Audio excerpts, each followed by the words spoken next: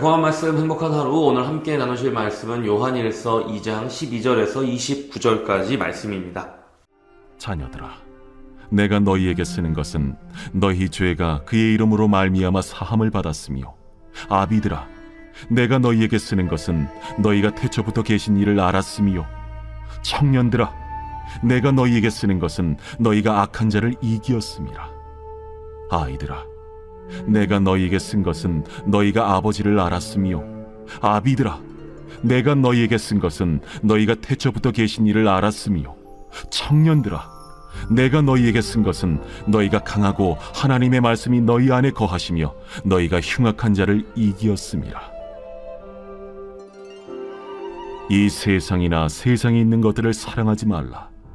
누구든지 세상을 사랑하면 아버지의 사랑이 그 안에 있지 아니하니, 이는 세상에 있는 모든 것이 육신의 정욕과 안목의 정욕과 이생의 자랑이니 다 아버지께로부터 온 것이 아니요 세상으로부터 온 것이라. 이 세상도 그 정욕도 지나가되 오직 하나님의 뜻을 행하는 자는 영원히 거하느니라. 아이들아, 지금은 마지막 때라. 적 그리스도가 오리라는 말을 너희가 들은 것과 같이 지금도 많은 적 그리스도가 일어났으니 그러므로 우리가 마지막 때인 줄 아노라. 그들이 우리에게서 나갔으나 우리에게 속하지 아니하였나니 만일 우리에게 속하였더라면 우리와 함께 거하였으려니와 그들이 나아간 것은 다 우리에게 속하지 아니함을 나타내려 함이니라. 너희는 거룩하신 자에게서 기름 부음을 받고 모든 것을 아느니라. 내가 너희에게 쓰는 것은 너희가 진리를 알지 못하기 때문이 아니라 알기 때문이요 또 모든 거짓은 진리에서 나지 않기 때문이라. 거짓말하는 자가 누구냐? 예수께서 그리스도이심을 부인하는 자가 아니냐? 아버지와 아들을 부인하는 그가 적 그리스도니 아들을 부인하는 자에게는 또한 아버지가 없으되 아들을 시인하는 자에게는 아버지도 있느니라. 너희는 처음부터 들은 것을 너희 안에 거하게 하라. 처음부터 들은 것이 너희 안에 거하면 너희가 아들과 아버지 안에 거하리라. 그가 우리에게 약속하신 것은 이것이니 곧 영원한 생명이니라. 너희를 미혹하는 자들에 관하여 내가 이것을 너희에게 썼노라. 너희는 주께 받은 바 기름 부음이 너희 안에 거하나니 아무도 너희를 가르칠 필요가 없고 오직 그의 기름 부음이 모든 것을 너희에게 가르치며 또 참되고 거짓이 없으니 너희를 가르치신 그대로 주 안에 거하라. 자녀들아, 이제 그의 안에 거하라. 이는 주께서 나타내신 바 되면 그가 강림하실 때에 우리로 담대함을 얻어 그 앞에서 부끄럽지 않게 하려 함이라. 너희가 그가 의로우신 줄을 알면 의를 행하는 자마다 그에게서 난 줄을 알리라. 초대교회 안에는 성도답지 않은 사람들이 있었습니다. 요한은 그들을 거짓말쟁이라고 설명합니다. 그들은 교회의 가르침을 거부하고 새로운 가르침을 받기로 작정했습니다. 그들이 처음 들었던 예수님의 복음과 다른 메시지를 듣고 따르기로 한 것입니다.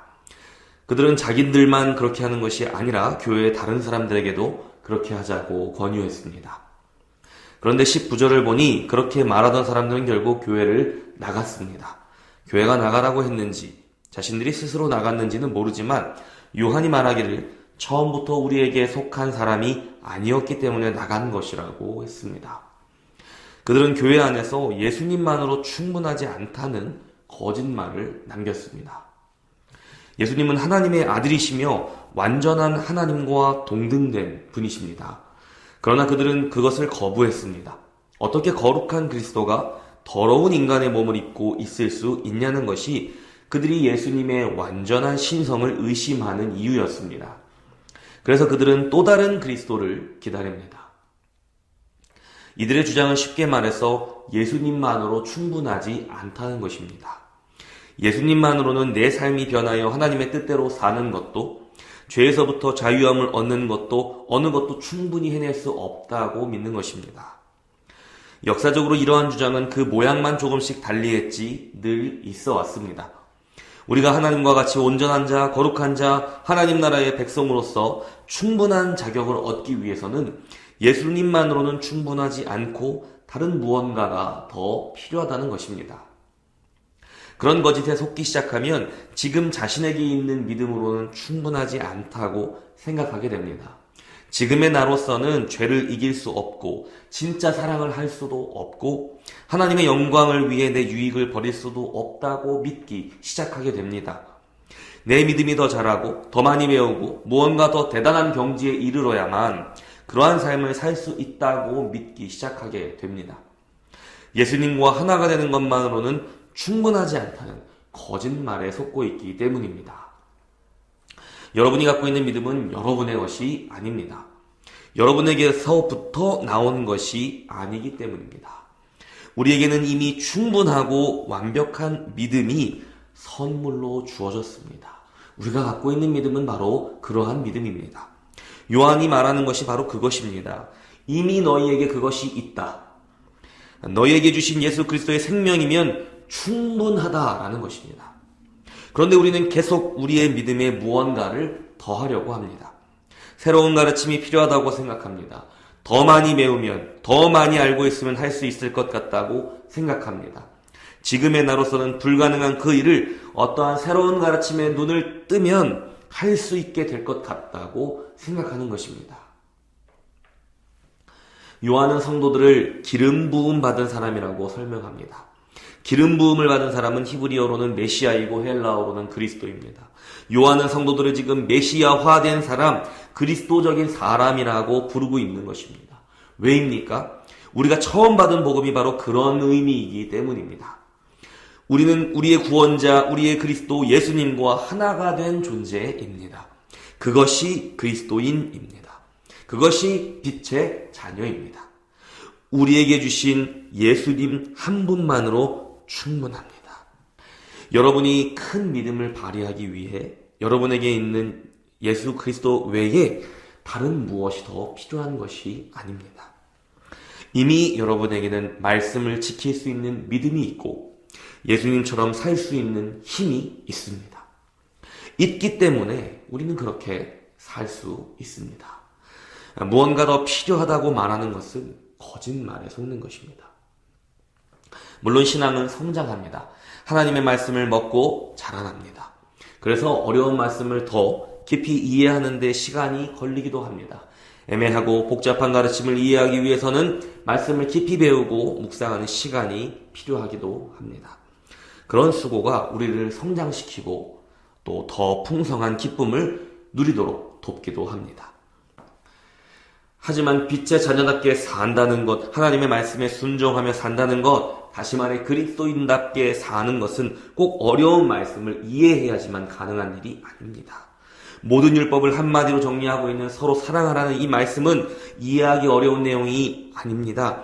죄에서 떠나라는 것이 이해하기 어려운 말씀이 아닙니다. 빛 가운데 머무르라는 말씀은 어느 수준에 이르러야만 이해할 수 있는 말씀이 아닙니다. 그런데 우리는 계속 예수 그리스도와 하나가 되었다는 우리 구원의 복음, 그것만으로는 내가 그렇게 순종할 수 없을 것 같다고 확신하며 산다는 것입니다.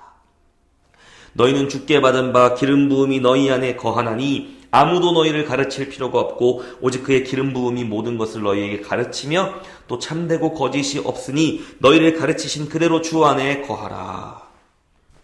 여기서 아무도 너희를 가르칠 필요가 없다는 말은 우리가 아무에게도 배울 필요가 없다는 것을 의미하는 것이 아닙니다. 우리가 사도들의 전통에서부터 내려오는 참된 복음을 듣고 성령님을 통해 그 진리를 믿는 사람이라면 더 이상 우리가 다른 누구에게도 복음에 관한 은밀하고도 새로운 지혜를 배울 필요가 없다는 의미입니다. 요한은 당연히 지금 교회 안에 가만히 들어와 성도들을 혼란스럽게 하고 교회로부터 떨어져 나가도록 인도하고 있는 거짓 교사들을 겨냥하여 말하고 있는 것입니다. 그들은 예수만으로 충분하지 않기 때문에 교회는 알지 못하는 새로운 무언가를 자신들에게서 배워야 한다고 주장했습니다. 사랑으로 양육하는 부모가 건강한 음식을 주기만 한다면 아이는 건강하게 자라게 됩니다. 생명을 가지고 태어난 존재이기 때문입니다. 대개는 무언가를 잘못 먹었을 때 큰일이 나지 특별한 무언가를 안 먹어서 큰일이 나는 경우는 별로 없습니다. 혹시 오늘도 무언가 더 새롭고 비밀스러운 말씀을 찾고 계십니까? 우리는 무언가를 더 배워야지만 온전한 그리스도인이 되는 것이 아닙니다. 우리는 교회는 알지 못하는 비밀을 특정한 누군가로부터, 특별한 그룹으로부터 배워야지만 비로소 하나님 나라의 백성으로서 충분한 자격을 얻게 되는 것이 결코 아닙니다. 요한은 흔들리고 있는 성도들에게 새로운 것을 배우라고 하지 않고 이미 배우고 믿고 있는 그것에 거하라고 거듭 말하고 있습니다.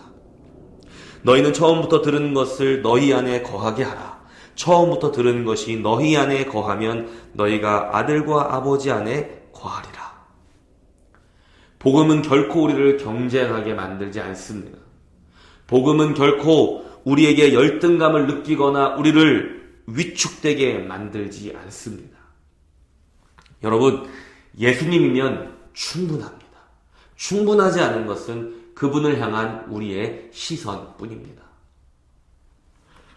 여러분, 오늘 이렇게 기도하십시오. 내 안에 계신 성령님, 매주 듣는 성경의 말씀이 깨달아지도록 도와주시고 말씀이 나에게 요구하시는 대로 빛의 자녀답게 살도록 인도해 주십시오. 내가 예수님을 믿지만 여전히 무언가 더 필요하고 난 아직 준비가 되지 않은 것 같다는 소리에 내 마음이 흔들릴 때마다 예수님으로 이미 충분하다고 고백하게 하시고 내 안에 계신 예수의 영 성령께서 나로 예수님처럼 살 수 있도록 완전한 바로 그 믿음으로 붙잡아 주시옵소서.